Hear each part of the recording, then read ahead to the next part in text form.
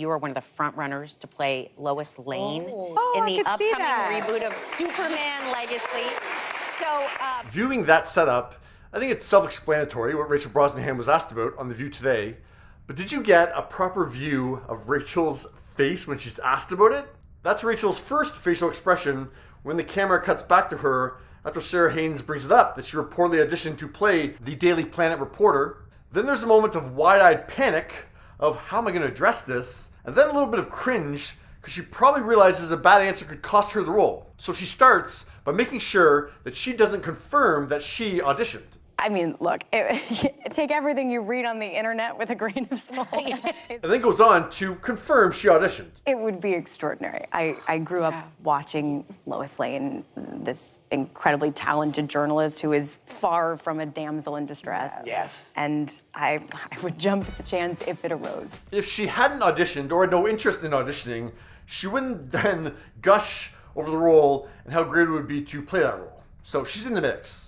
And the Hollywood Reporter takes it even further. They report that Rachel's audition was outstanding.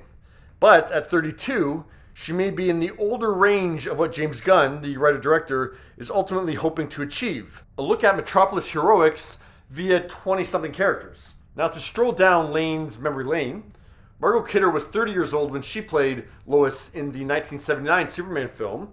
Terry Hatcher was 29 when Lois and Clark: The New Adventures of Superman debuted in 1993. And Amy Adams was 39 when she reported on The Man of Steel in 2013.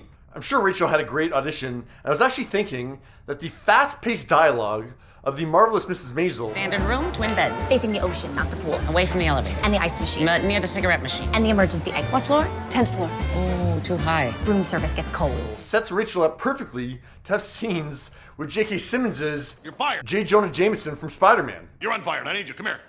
What do you know about high society? Oh, well, Don't answer that. My society photographer got hit in the head by a polo ball.